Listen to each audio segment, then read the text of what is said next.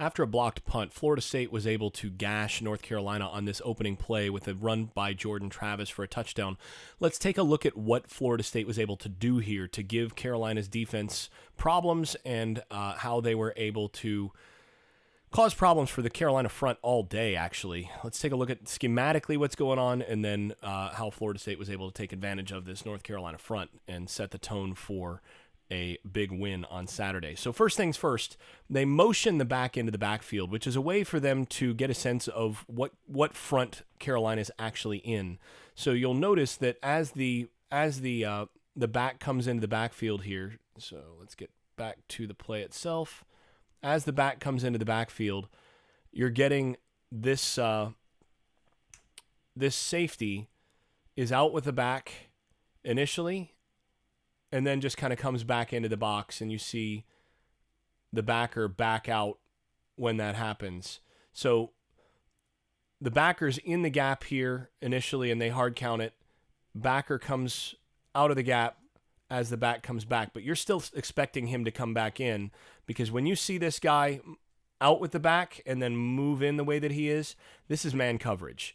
And so if you've got man coverage, now you're expecting some sort of blitz up front from the defense, and you notice that they've got one-on-one here with what's probably a robber. So some sort of man coverage with a robber seems to be what you've got here. So you're going to expect a blitz up front. Florida State gets that right. Now let's go to the backside so that we can see this. So they're in a 4-2-5 alignment here. They've got two defensive tackles, and then these are what they call defensive outside linebackers. They're really their defensive ends in the way that they structure this defense. And then you're going to have a blitz here from linebacker Chaz Surratt. So the way that this is working, you now know who's going to be in what gaps based on a blitzer here. So essentially, you know that he's going to have that gap, he's going to have that gap, he's going to have that gap, he's going to have that gap, and he's going to have that gap. And so there's your fits. That's what Florida State's expecting. Now, the thing is, you have these six guys that are your box players, and then a seventh, he's kind of your extra guy. You have five blockers and a sixth, and then there's your seventh right there. So you actually, if you run the quarterback, you even the numbers out here, and you're going to get the quarterback one-on-one with a safety or a linebacker at the second level, essentially. That's what Florida State's doing here by incorporating the quarterback in the run game. So what we now have is we're going to have, this is a counter read that Florida State's going to run here, where you're going to have both guard, or you're going to have the guard come kick out, and the tackle is going to lead. So this is just a counter tray variation on the front side of the play with the back coming across. So it's just this and this. So that's the main play. And along with that, you're going to get a block on the end. You're going to get a combo block right here on the tackle. So you're going to try to get him pinned down and then work your way up to a backer. And then what Florida State has done to this is that they've added a read component so that they're not going to block this guy at all. That's not actually the guy that they're looking to block with these guys up front as much. You might kick him out. But Jordan Travis, I'm sorry, I flipped that around. They are blocking this guy. This is the guy you're kicking out. They're not blocking this guy. So this is a read play where you're not blocking this guy because he's your read key. So ordinarily on the counter tray, you can stop the counter tray by having this guy crash hard against this look and maybe run this down from behind. And as he goes to work his way up into the hole, you make the tackle, no gain, 1-2 yard gain, that sort of thing. And so that's what Florida State's doing, is they've added a read component to it here so that you don't end up having to block here and then block out to there, right? So by adding the read component, you don't have to block that extra guy. So he's going to come down, and Jordan Travis is going to read ostensibly based on what he does. Now, Carolina is trying to throw this off by bringing the pressure here, right? And that's going to come straight up where the puller is. So that's going to be a direct path to the running back. So let's go ahead and take a look as we work through. You see the pull, and this is where you can see good mobility from the tackle, Robert Scott. And Carolina this is a well-timed blitz by Chaz Surratt. He's in position to make the play. And Jordan Travis does a really good thing here. You notice that his eyes are on his read key. And his read key is actually playing this in a sort of in-between manner. He's muddying it a little bit. This is normally a give read.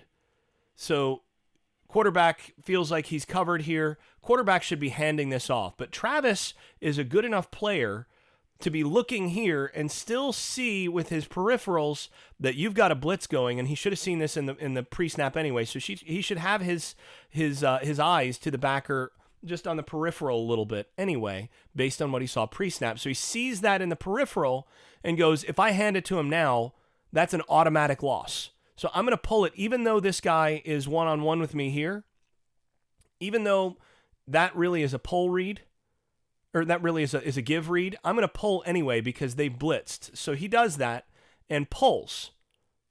But he pulls so late in the process that Carolina's defender loses eye discipline. Now their defender is looking here, even though his responsibility is right here. Okay? So that's what Travis getting this late pull that is actually based on another player than his usual read key does for Florida State. Now, in the process of that, I want to highlight a couple things. One is what happens in terms of blocking here. So you'll notice that Love Taylor does a good job of getting leverage here. And because Carolina actually works a little bit of a slant, this ends up working in Florida State's favor a little bit. You get the defensive tackle is trying to read this and play over the top here a little bit to take away the counter. Well, that allows Love Taylor to get up inside and get to the second level a little bit. See him get that little long arm, and now he's able to pin. And because 44 here is fast flowing,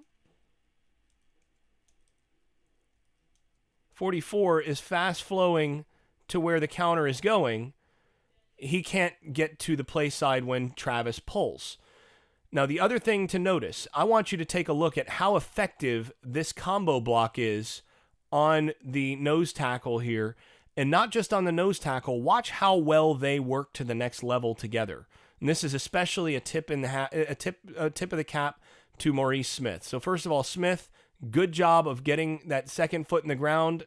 And now you get the double team here, where if there's no blitz and this is a handoff, you've now got space because of the double team where this is going to hit right up in here. And that could potentially score anyway.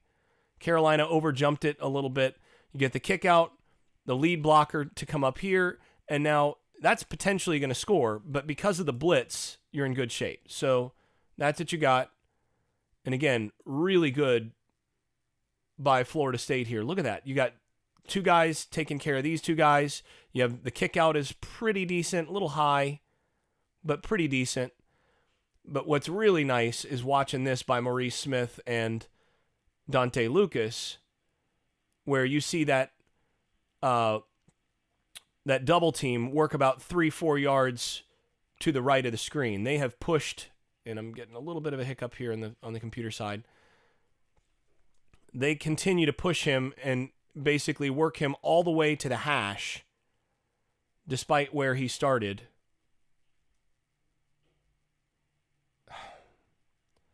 Be really nice if this cooperated. All right, let's try this again. So despite where he started, he's starting right on the hash. They get him, and he wants to come back inside a little bit. They get him outside the hash and down on the ground. And here's really the pièce de résistance, is two things here. Watch Maurice Smith here as they've got the double team. Ordinarily, in the way that this is going to work, Lucas is going to step to whatever second level guy you have on the combo. There's enough communication just by feel here from these two guys that Lucas recognizes the safety stepping up inside, and watch him seal the safety off while Lucas takes over the combo block as a solo. So watch this.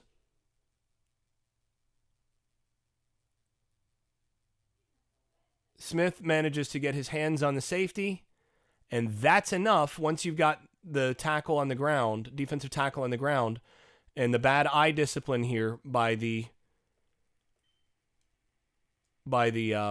defensive end. The end jumps inside a little bit. Travis hops outside, and with his quickness, he's able to hit that space where Maurice Smith is able to get that block, and now it's just God-given ability and a nice block downfield by Corbin. And all of a sudden you have a quick touchdown to change the game right out the gate. And the thing that really just should stick out for Florida State fans is how good a play this is by an offensive line that is really growing. I mean, they dominated the North Carolina front here. And when was the last time you could talk about a Florida State offensive line dominating any front on any play? This is real progress for Florida State in the running game.